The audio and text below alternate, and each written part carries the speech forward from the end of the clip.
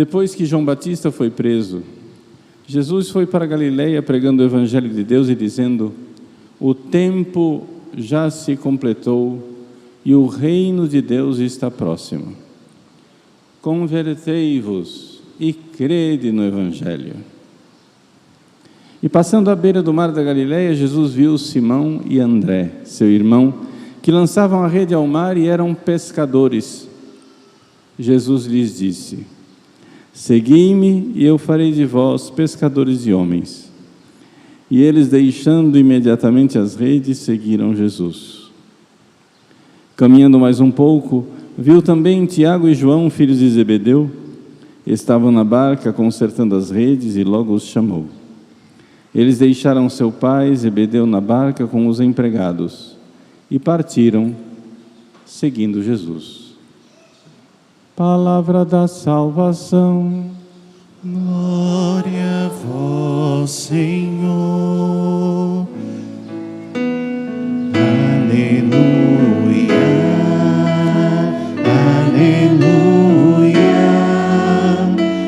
aleluia, aleluia.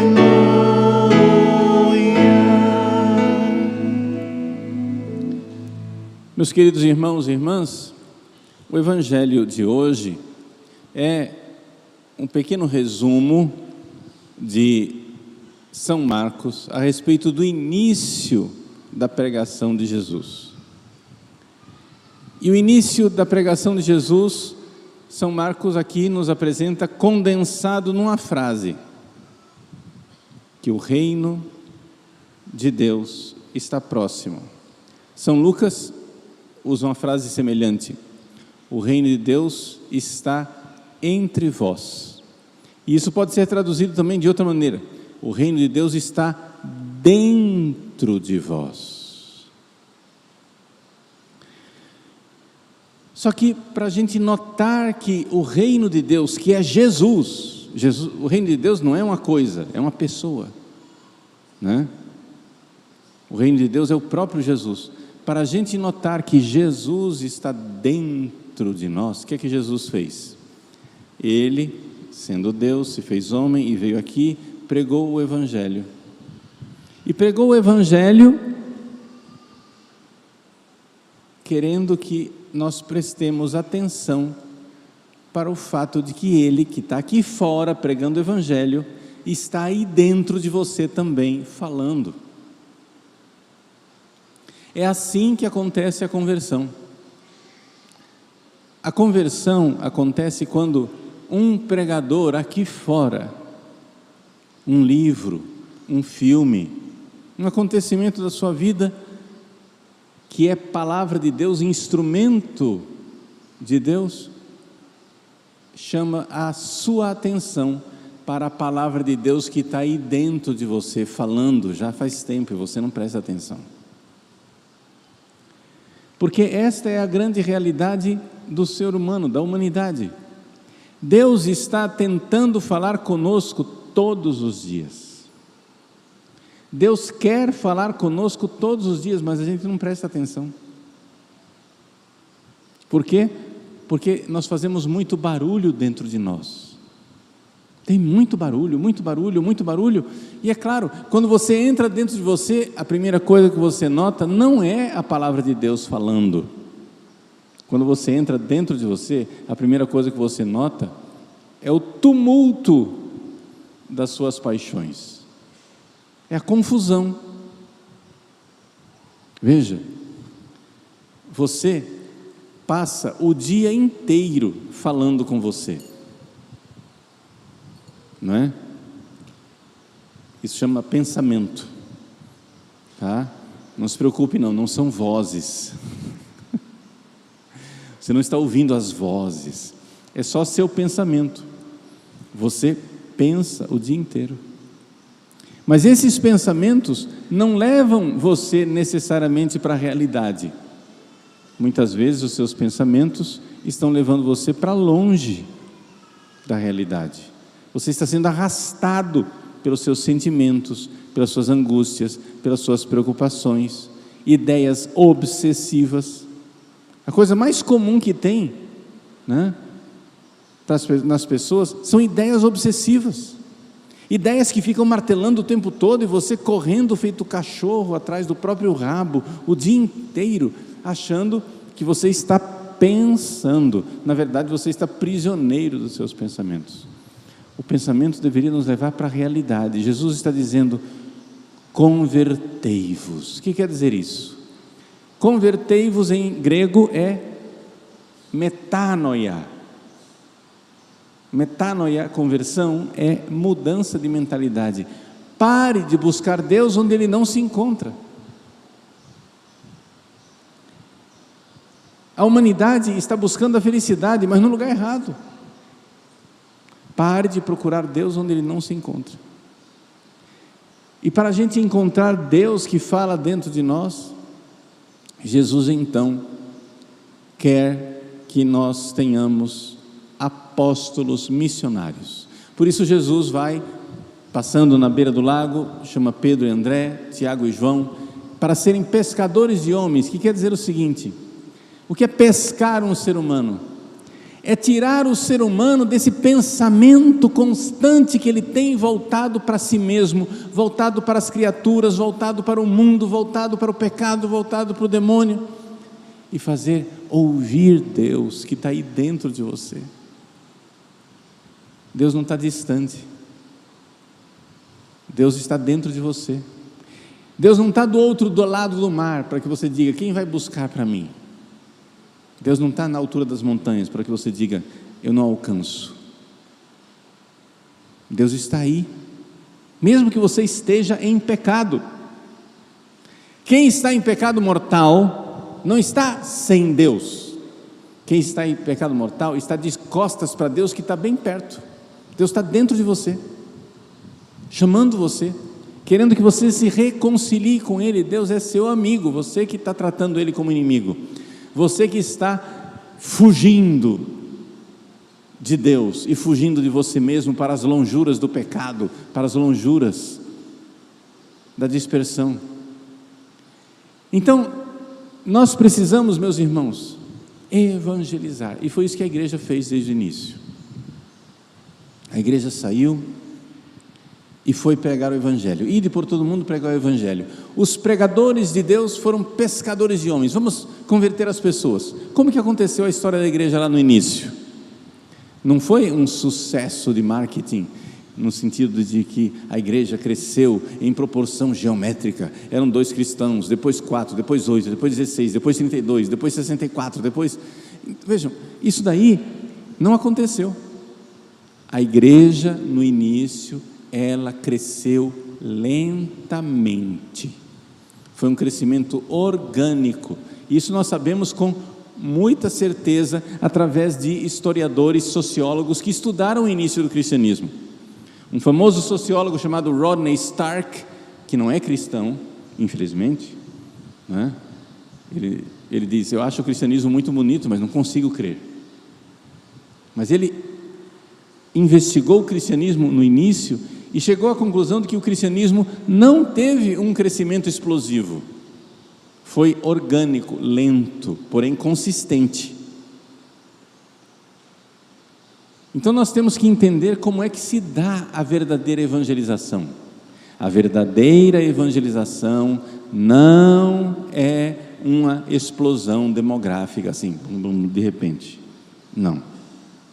A verdadeira evangelização vai se dando, conquistando coração por coração, alma por alma, pessoa por pessoa, a tal ponto que, quando chegou um certo momento, os cristãos começaram a ser notados e começaram a incomodar. Começaram então as perseguições. Os cristãos eram ainda uma pequena minoria, mas já o diabo viu que aquilo era muito perigoso, e o diabo então insuflou as autoridades romanas para perseguir e matar os cristãos, e assim aconteceu. Foi a primeira grande dificuldade da igreja. Aqui Matar os cristãos quer dizer isso. O diabo, a primeira estratégia dele foi: eles estão crescendo, vou matá-los. Não funcionou.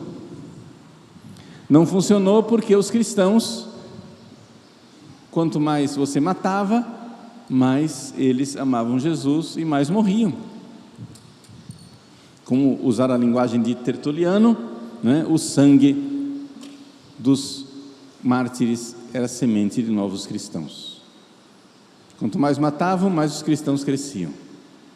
Então a primeira dificuldade que eles tiveram é: não, nós vamos matá-los.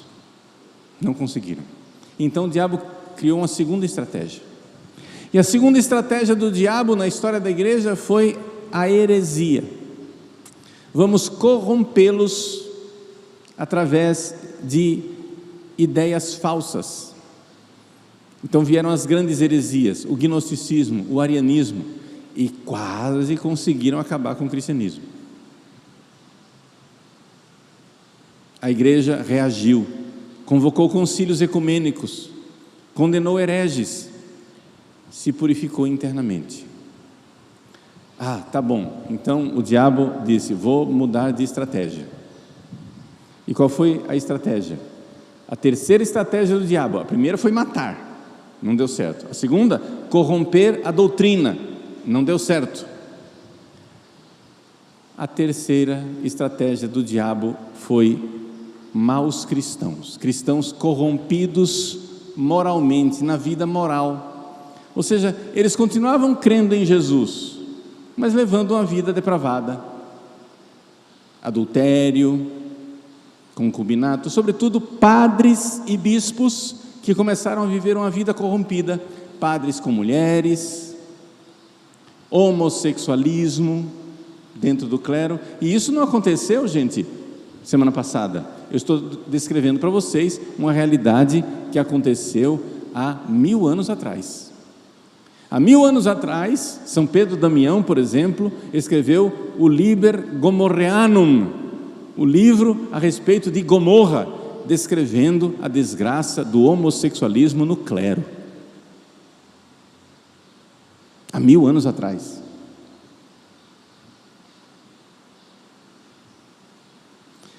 Então, a terceira estratégia do diabo foi corromper moralmente os cristãos, de tal forma que os cristãos tinham a fé reta, mas não tinham o comportamento reto, não tinham moral. O diabo viu que isso também não funcionou, e então veio a estratégia mais terrível que nós estamos enfrentando até hoje. A estratégia de mundanizar os cristãos. Essa estratégia ela começou principalmente há 300 anos atrás, com mais ou menos na época da Revolução Francesa. E hoje ela vai se aperfeiçoando cada vez mais, com nuances e requintes mais maravilhosos. Por quê? Porque, se não foi o diabo, foram os secretários dele. Eles descobriram que uma das grandes tendências dos cristãos é a compaixão. Então, vamos desorientar a compaixão dos cristãos, para que eles tenham peninha, compaixão, pena de Satanás, pena dos demônios, pena dos pecadores, pena, mas uma pena desorientada. Quando a gente tem pena e compaixão de um pecador, o que é que a gente quer? A gente quer isso que Jesus está dizendo aqui no Evangelho: mude de mentalidade, converta e creia no Evangelho. Essa é a verdadeira compaixão com o pecador. A verdadeira compaixão com o pecador é a conversão. Mas aqui, a compaixão desorientada, ela é desorientada por um sentimento de culpa. Um sentimento de culpa, uma neurose, onde o cristão se sente culpado de ter uma vida melhor, se sente culpado de ser diferente, se sente culpado de de que com minha vida eu estou acusando o outro de pecado. Isso é um fenômeno que não é novo. Isso está escrito até no Antigo Testamento. O Antigo Testamento, né, os ímpios, os maus, os pecadores, diz assim: eis o justo, matemo-lo, porque não suportamos nem sequer vê-lo. Ora, você que é católico, você convive com a sua família. Veja, eu não estou dizendo que a sua família, né, é uma raça de pecadores incorrigíveis e tremendos, mas infelizmente nós sabemos que nas nossas famílias nós temos pessoas afastadas de Deus, sim ou não? Gente que não vem à missa, que não quer saber de Deus, que vive no pecado, etc, etc. Aí você vai ingenuamente, tira o seu tercinho, quieto no seu lugar, lá no sofá da sala, começa a rezar o terço. Antes você tivesse puxado uma arma, antes você tivesse xingado as pessoas, antes você tivesse feito alguma coisa de muito grave, as pessoas reagem olhando para você e dizendo: você acha que você é melhor do que nós? Lá vem o santo, lá vem a santa. A sua vida começa a ser uma acusação contra os outros. E o cristão compassivo e bondoso diz: nossa, é verdade, eu estou incomodando essa pessoa. Nossa, como é que eu faço? De fato, eu não sou melhor do que ele. Eu não posso me comportar como sendo melhor. E então o cristão, para se adaptar ao ambiente e não se sentir incomodado, começa a se mundanizar, perder a nossa identidade. Ou seja, perder a nossa identidade porque o mundo, secretário de Satanás, né? O mundo vem para nos acusar e dizer: mas você não é cristão? Você não é humilde? Como que você quer julgar os outros? Como que você quer condenar os outros? Como que você acha que você pode condenar alguém? Mas nós cristãos não estamos condenando ninguém. Quem julga é Deus. Ele é que é o juiz dos vivos e dos mortos. O que acontece, porém, é que a própria consciência do pecador fica julgando ele. Você que reza, lembra a ele que ele não reza. Você que é casto, lembra a ele que ele não é casto. Experimenta sentar numa mesa com os amigos que estão bebendo e dizer: não, eu não bebo. Veja, eu não estou dizendo que beber é pecado, eu só estou dizendo o incômodo que causa. De repente, 5 pessoas na mesa ficam incomodadas com aquele cesto que não quer beber. Mas cara, eu não estou incomodado que você está bebendo, por que você está incomodado que eu não beba? Eu não estou dizendo nada do seu adultério, por que você está incomodado de eu ser fiel à minha esposa? Eu não estou dizendo nada de você não ir à igreja, porque você está incomodado que eu vou à igreja.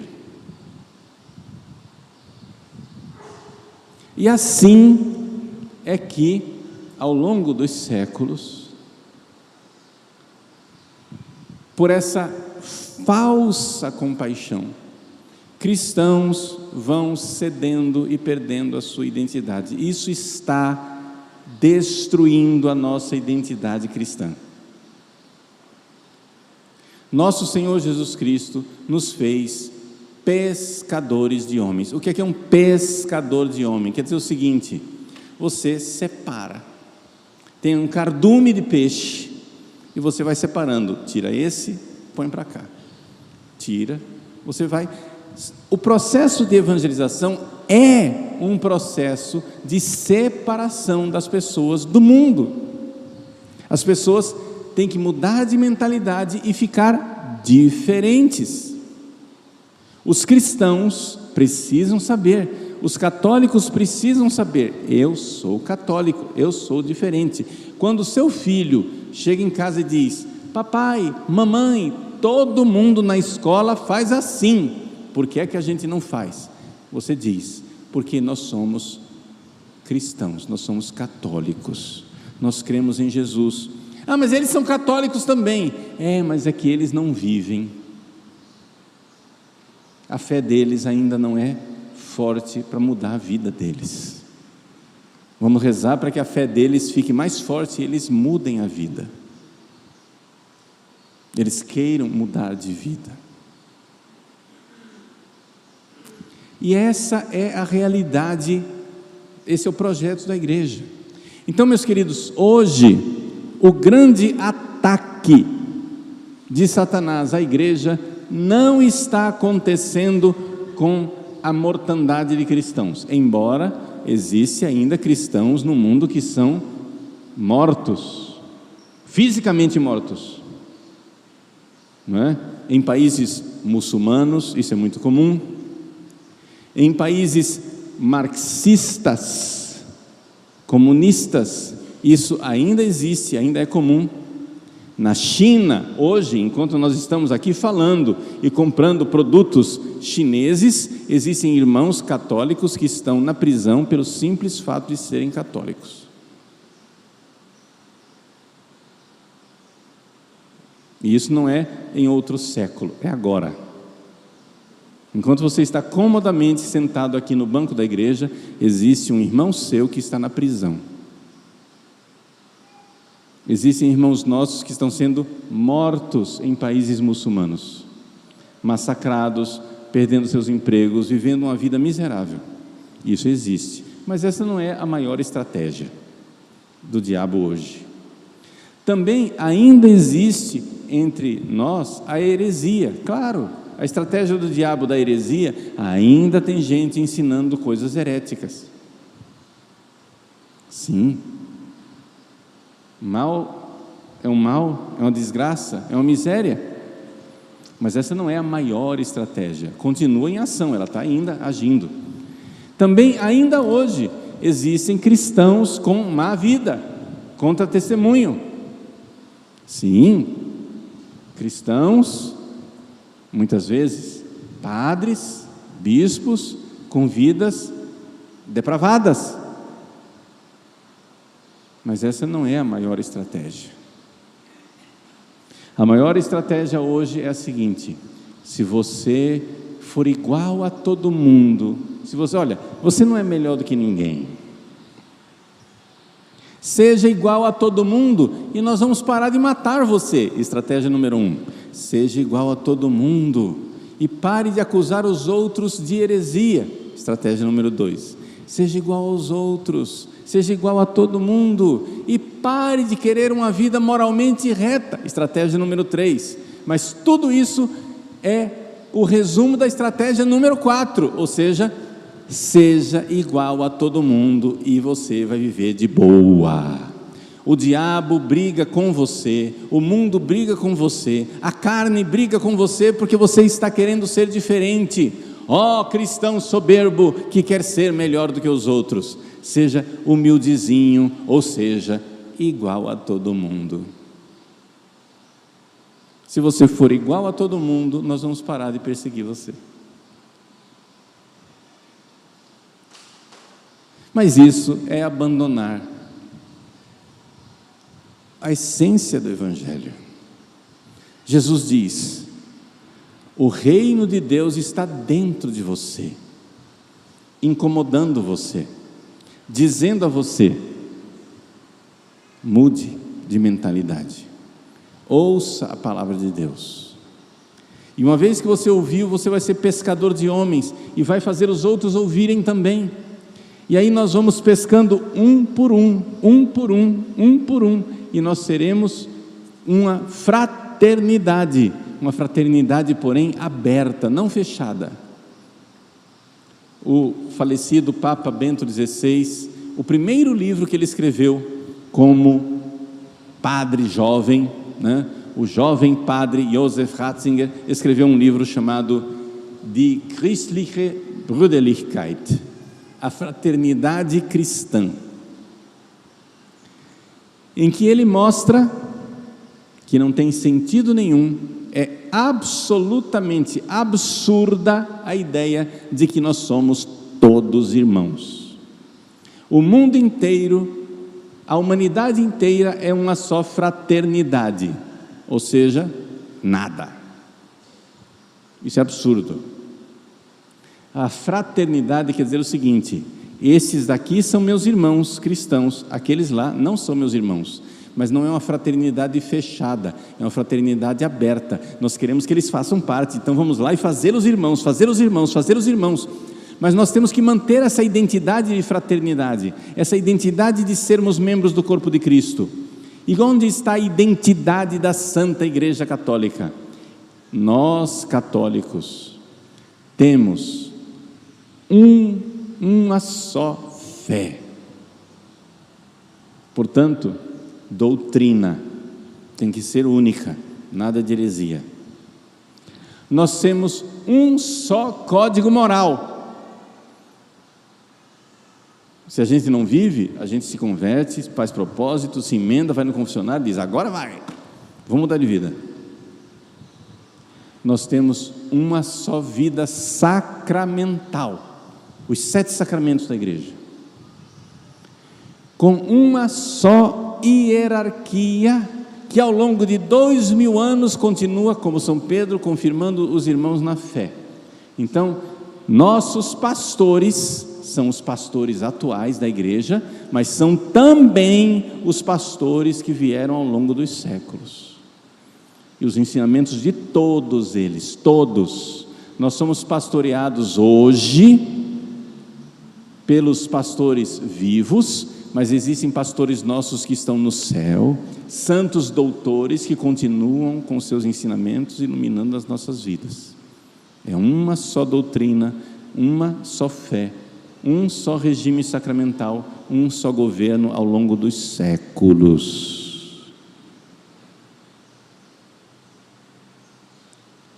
Movidos pela graça de Deus, caminhamos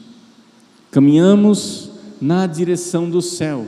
E esta é a fraternidade da Santa Igreja Católica, a fraternidade cristã.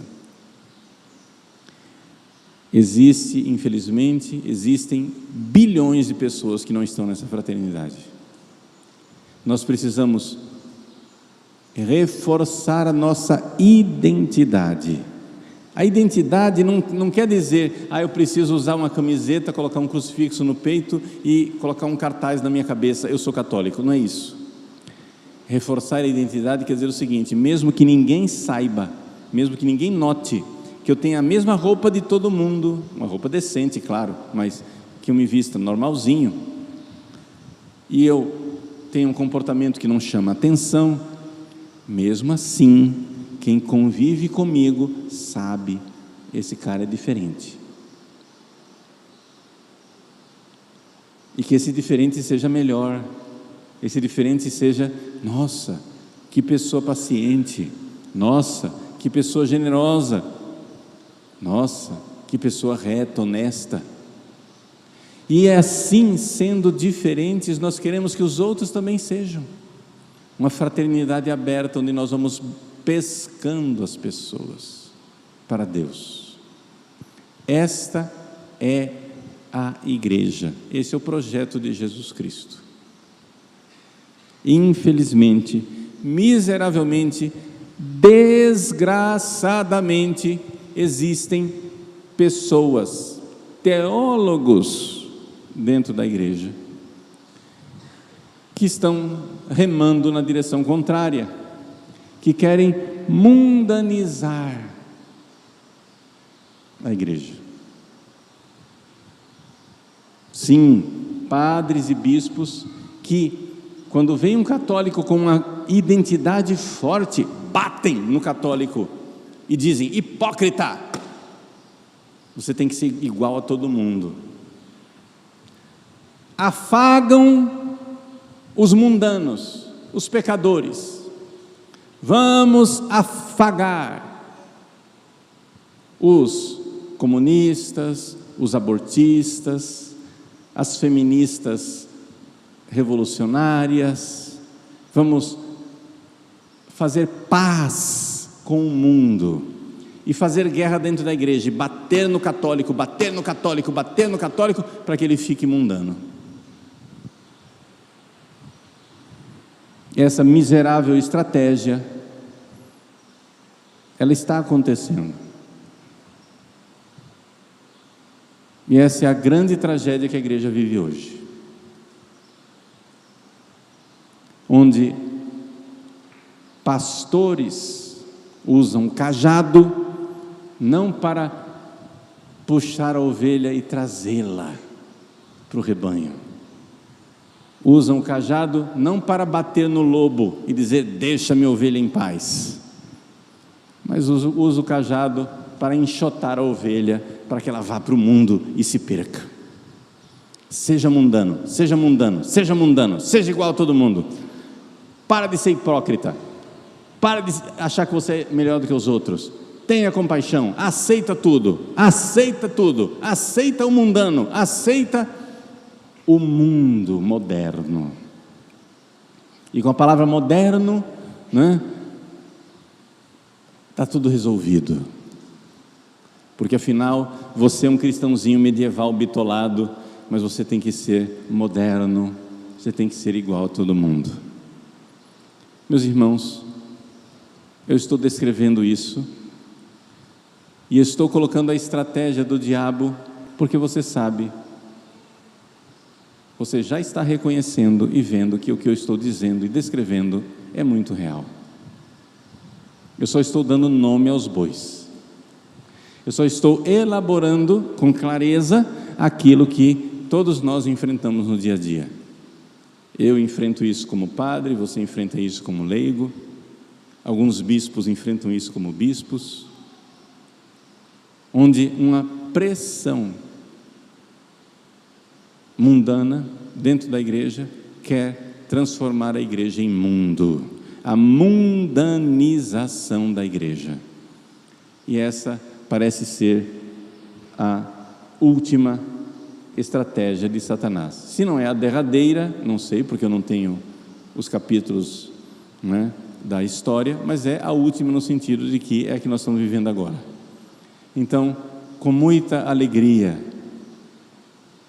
saibamos, nós temos uma só fé, um só batismo, regime sacramental, uma só hierarquia que ao longo dos séculos governa a única e santa Igreja de Cristo. Nós somos uma fraternidade. Não, o mundo inteiro não é nosso irmão, mas nós queremos que sejam. Vamos ser pescadores de homens e trazer mais gente para dentro deste rebanho, para dentro desta fraternidade, para que todos possamos verdadeiramente dizer: o reino de Deus está dentro de nós.